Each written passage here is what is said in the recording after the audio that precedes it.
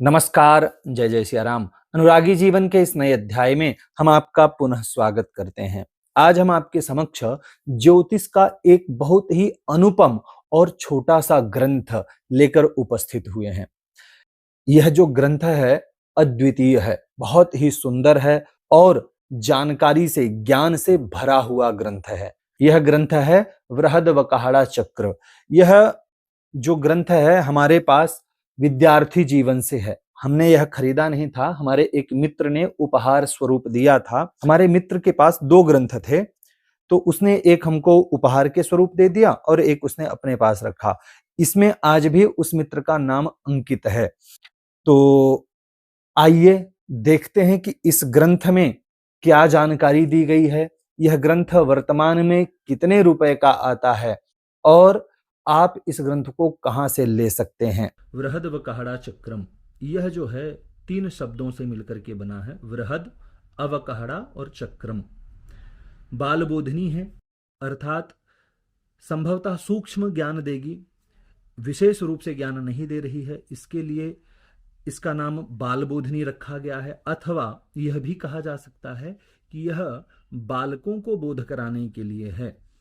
जो ज्योतिष में प्रवेश कर रहे हैं विद्यार्थी, उनको यह जानकारी देने के लिए है। इसीलिए संभवतः इसका नाम बालबोधिनी रखा गया है।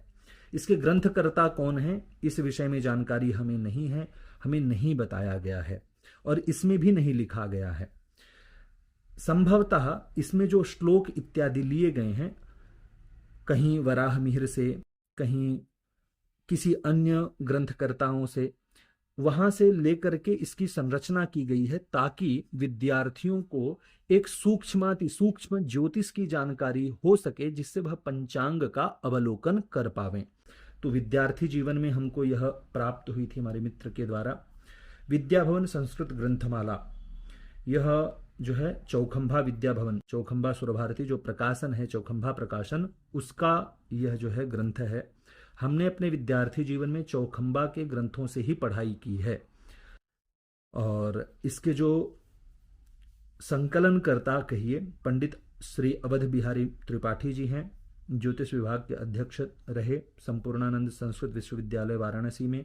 संग्राहक जो हैं वह ज्योतिषाचार्य श्री कमलाकांत शुक्ल जी हैं, यह भी अध्यापक रहे संपूर्णानंद संस्कृत विश्वविद्यालय में। अंदर प्रवेश करते हैं तो यहाँ प्रकाशक की संपूर्ण जानकारी दी गई है। 2001 में यह पुनर्मुद्रित संस्करण है, अगर आपको दिख रहा होगा तो। अन्य प्राप्ति स्थान बताए गए हैं कि दिल्ली में भी आप जवाहरलाल नगर में प्राप्त कर सकते हैं, बनारस में भी इसको प्राप्त कर सकते हैं। बनारस में 2 स्थान बताए गए हैं, चौखंबा सुरभारती प्रकाशन और चौखंबा विद्या भवन में, और दिल्ली में चौखंबा संस्कृत प्रतिष्ठान। पता नहीं अभी है कि नहीं, होगा, निश्चिंत रूप से होगा ही, परंतु हम कभी गए नहीं चौखंबा संस्कृत प्रतिष्ठान जवाहरलाल नगर में। इसके बाद ये जो आप नाम देख रहे हैं नीरज कुमार तिवारी, यही हमारे मित्र रहे। यहाँ 2 शब्द अर्थात पूर्ववाक दिया गया है, प्राक कथन दिया गया है, अथवा निवेदन, कुछ भी आप समझ सकते हैं, अवध बिहारी त्रिपाठी जी का। इसमें बताया गया है कि ज्योतिष शास्त्र वेद का नेत्र माना जाता है। कोई भी कार्य यदि सुंदर मुहूर्त में न किया जाए तो पूर्ण होने में संशय होता है। मुहूर्त कई प्रकार से बताए जाते हैं, जैसे ग्रह नक्षत्रों, योगों आदि पंचांगों से, स्वर से, प्रश्न से। इनमें से प्रश्न और स्वर में भी सामान्यतः पंचांग की आवश्यकता होती है, किंतु जो मुहूर्त तिथि नक्षत्र करण योग आदि के आधार पर होते हैं, उनमें तो मूल रूप से ज्योतिष शास्त्र ही आधार है। तो यहाँ जो है कुछ जानकारी दी गई है ज्योतिष के विषय में, इसको हम आगे ले जाते हैं तो देखते हैं कि यहाँ विषय सूची, विषयानुक्रमणिका दी गई है और यह थोड़ा सा बड़ा, कितना बड़ा ग्रंथ है, कितने पृष्ठों में है, तो 48 से 50 पृष्ठ इसमें यह जो है पूरा ग्रंथ समाप्त हो जाता है। इसका जो है आप देख सकते हैं कि बहुत पुराना है, अभी हमने लिया नहीं है। इसका मूल्य इसीलिए इसमें दिख नहीं रहा है, उपहार मिला है इसलिए जो है मूल्य यहाँ मिटा दिया गया है। तो हमने उसी समय जो है इसको कवर कर लिया था प्लास्टिक से, तो अभी तक सुरक्षित है। विषयानुक्रमणिका अगर देखें तो यहाँ मंगलाचरण, वार, नाम, शुभ शुभवार, वार दोष परिहार इत्यादि दिए गए हैं। परंतु जब हमको पढ़ाया गया तो इसमें बताया गया कि 8 प्रकरण हैं बृहद बकाढ़ा चक्र में। पहला प्रकरण है वारादि प्रकरण, अर्थात इसमें वार से संबंधित मुहूर्त या जानकारी दी गई है, तो वारादि प्रकरण के नाम से उसे बताया गया है। फिर है नक्षत्र प्रकरण, जो नक्षत्रों की जानकारी दी गई है। उसके बाद है राशि प्रकरण, राशि की जानकारी दी गई। फिर आता है मुहूर्त प्रकरण, मुहूर्त की जानकारी दी गई। तत्पश्चात विवाह प्रकरण, विवाह संबंधित मुहूर्तों की जानकारी अथवा उससे संबंधित जानकारी दी गई है। इसके पश्चात यात्रा प्रकरण आता है। तत्पश्चात द्विरागमन प्रकरण और अंतिम में मिश्र प्रकरण आता है। इसमें लिखा नहीं गया है क्योंकि हमको यह विद्यार्थी जीवन में रटाया गया था, इसलिए हमको यह याद है, इसलिए जो है हम आपको यह बता रहे हैं कि 8 प्रकरणों में यह ग्रंथ संपूर्ण हो जाता है। बहुत छोटे छोटे प्रकरण हैं। आगे बढ़ेंगे तो संपूर्ण जानकारी तो विषयानुक्रमणिका में है ही। यहां वारादि प्रकरण दिया गया है।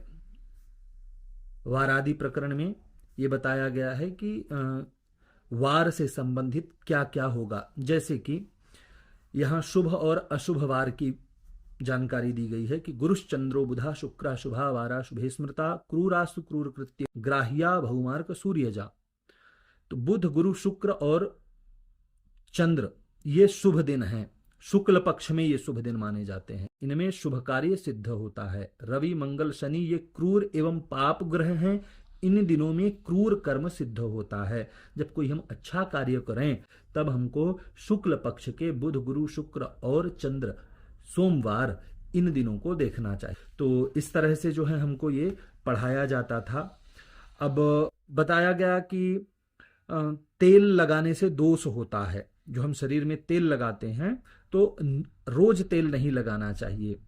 तो किस दिन तेल लगाना चाहिए, किस दिन तेल नहीं लगाना चाहिए, इस विषय की किस तरह से जानकारी श्लोक के रूप में दी जाती है कि रविस्तापंकांतिम वितरति शशि भूमि तनयो, अर्थात रविवार के दिन तेल लगाने से ताप होता है, बुखार आता है। सोमवार के दिन शोभा की वृद्धि होती है। मंगलवार के दिन मृत्यु का भय होता है। बुधवार के दिन लक्ष्मी की प्राप्ति, गुरुवार के दिन धन की हानि, शुक्रवार के दिन विपत्ति, शनि के दिन तेल लगाने से सुख शांति मिलती है। परंतु अगर तेल लगाना ही पड़े तब क्या करें, तब उसके लिए आगे परिहार भी बताया जाता है कि रवौ पुष्पम गुरौ दुर्वा मृत्तिका कुजवासरे भार्गवे गोमयं दद्यात् तैल दोषस्य शांतये।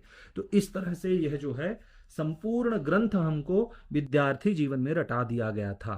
तो होता यह है कि इस ग्रंथ को पढ़ लेने से सामान्य मुहूर्त देखना है, पंचांग देखना है, पंचांग से मुहूर्त निकालना है, यह सब कुछ जो है बहुत ही सरलता हो जाती है। तो यहां जो है वारादि प्रकरण दिया गया है। इसके बाद नक्षत्र प्रकरण दिया गया है। इस ग्रंथ में जगह जगह टिक लगा होगा क्योंकि यह हमारे विद्यार्थी जीवन का ग्रंथ, हम आपको पुनः बता रहे हैं विद्यार्थी जीवन का ग्रंथ है, इसलिए इसमें बहुत स्वच्छता नहीं होगी। जहां जिस तरह से पढ़ाया गया, जो चीजें बताई गई, लिखाई गई, हमने कभी जो है पुस्तक में ही लिख दिया होगा, इसके लिए सब टिक आपको दिख रहे हैं। फिर यहाँ नक्षत्र प्रकरण दिया गया है। नक्षत्र प्रकरण के पश्चात आगे बढ़ते जाएंगे तो राशि प्रकरण यहाँ आता है। राशि प्रकरण में पहले तो राशि के नाम बताए जाएंगे, फिर कौन सा ग्रह किस राशि का स्वामी है यह बताया जाएगा, फिर कौन सा ग्रह किस अंश में जो है उच्च होता है और कौन सा ग्रह किस अंश में जो है नीच का होता है यह बताया गया। फिर चंद्रवास बताया गया कि मेषे च सिंहे धनु पूर्व भागे वृषे च कन्या मुकरे च याम्ये युग्मे तुलायां चुघटे प्रतीच्याम करकाली मीने दिशि चोत्तरस्याम। तो ये हमको विद्यार्थी जीवन में अभी भी वह कार्य कर रहा है। सम्मुखे चार्थलाभाय पृष्ठे चंद्रे धनक्षयः। तो ये सब गुरुजी का हम शतशः आभार प्रकट करते हैं, सदैव उनका स्मरण बना रहे। तो ये आ गया राशि प्रकरण। फिर आता है उसके बाद मुहूर्त प्रकरण। 16 श्लोक, मात्र 16 श्लोकों में राशि प्रकरण समाप्त हो जाता है। और फिर आता है मुहूर्त प्रकरण। गर्भाधान इत्यादि मुहूर्त है। उसके बाद जो है अन्य अन्य नामकरण मुहूर्त है, प्रसूति शुद्ध दिवस है, सूति स्नान मुहूर्त है, निष्क्रमण मुहूर्त है, शिशु अवलोकन, भूम्योपवेश, दंतोत्पत्ति कथनम, ये सब कुछ इसमें बताया गया। मुंडन का मुहूर्त, विद्यारंभ का, अन्नप्राशन का, सब जो है इसमें मुहूर्त बताए गए हैं। उसके बाद विवाह का प्रकरण बताया गया है। विवाह के प्रकरण के पश्चात जो है यहाँ आगे बढ़ेंगे। ये देखिए यहाँ जो लिखा गया है, मृत्यु षष्ठ के ज्ञेयो, तो यहाँ बताया गया है कि कन्या अथवा वर की राशि से वर अथवा कन्या की राशि छठवीं और आठवीं हो तो मृत्यु, नौवीं, पांचवी और तीसरी हो तो हानि, दूसरी और 12वीं हो तो दरिद्रता होती है, अन्यत्र सौख्य होता है। तो इन सब चीज़ों का हमको ध्यान रखना पड़ता है जब हम किसी का विवाह मेलापक करते हैं, जब हम किसी के पत्रिका गुण मिलान करते हैं, तो इन सब चीज़ों का जो है हम विशेष रूप से ध्यान रखते हैं, क्योंकि हमको विद्यार्थी जीवन में सब सिखाया गया, बताया गया है, तो ये बहुत काम आते हैं जीवन में। फिर यहाँ से आरंभ हो जाता है विवाह प्रकरण के बाद यात्रा प्रकरण। यात्रा के जो है मुहूर्त इत्यादि इसमें निकालना सिखाया जाता है। फिर द्विरागमन। द्विरागमन क्या होता है? पहले तो विवाह हो जाता था और जो वधू थी, बहू थी, वह वर के साथ घर नहीं जाती थी। वह दूसरी बार जब विवाह होता था तब जो है वर के साथ वधू को भेजा जाता था, तो उसे कहते हैं द्विरागमन। तो वो है द्विरागमन जो है मुहूर्त दिया गया है। उसके बाद आता है मिश्र प्रकरण। मिश्र प्रकरण में बहुत सारे मुहूर्त, चुल्हिका स्थापन के, स्त्रियों को केश बांधने के मुहूर्त दिए गए हैं, स्नान के परिहार बताए गए हैं, नए वस्त्र धारण करने के, नए आभूषण धारण करने के, सूचिका कर्म करने के, वस्त्र कपड़े धोने का मुहूर्त, खेती करने का मुहूर्त, हल चलाने का मुहूर्त, बीज बोने का मुहूर्त, धान काटने का मुहूर्त, जो धान्य इत्यादि काटते हैं, कर्णमर्दन का मुहूर्त है, फिर धान्य प्रवेपण का मुहूर्त है, इस तरह नवान्न भक्षण करने का मुहूर्त है, अग्निवास का मुहूर्त, अग्नि जो देखा जाता है, फिर भैषज निर्माण, जो आयुर्वेद के विद्यार्थी हैं उनको औषधि निर्माण इत्यादि का जो है मुहूर्त देखना होता है, उसका मुहूर्त है। रोगी को कौन सी औषधि किस समय दी जाए तो वह रोग से मुक्त हो जाएगा, तो उसका मुहूर्त है। तिथि पक्ष की शुद्धि है, गृह प्रवेश के मुहूर्त हैं, जलाशय इत्यादि की जो प्रतिष्ठा है, मंदिर इत्यादि की प्रतिष्ठा के मुहूर्त बताए गए हैं, क्षौर कर्म के मुहूर्त बताए गए हैं, ऋणोद्धार के मुहूर्त बताए गए हैं, नियम बताए गए हैं, और अंतिम में यहाँ जो है जन्म पत्र लेखन का प्रकार बताया गया है। तो इस तरह से जो है यह ग्रंथ है बृहद्वकाहड़ा चक्र। किसको पढ़ना चाहिए?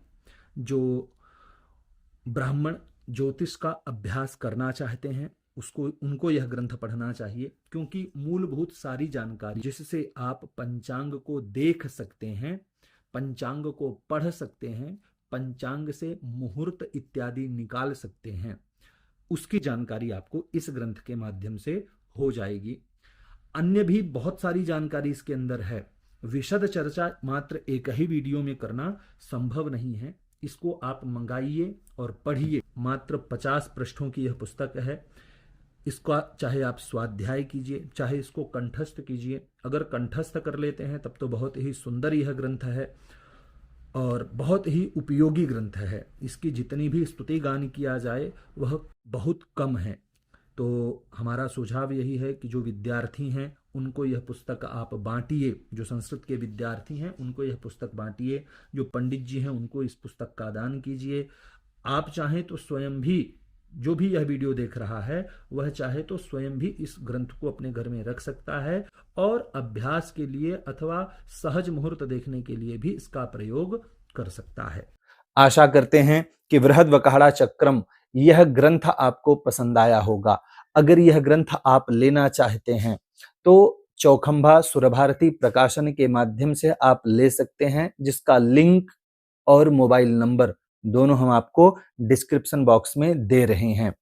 अगर यह वीडियो आपको पसंद आता है तो वीडियो को लाइक करें। चैनल को सब्सक्राइब नहीं किया है तो चैनल को सब्सक्राइब अवश्य करें। इस वीडियो से संबंधित अथवा इस ग्रंथ को लेकर के आपके मन में किसी भी प्रकार का कोई प्रश्न है, कोई शंका अथवा कोई सुझाव है तो नीचे कमेंट बॉक्स के माध्यम से आप हमें अवश्य बताएं। यह वीडियो देखने के लिए आपका बहुत बहुत धन्यवाद।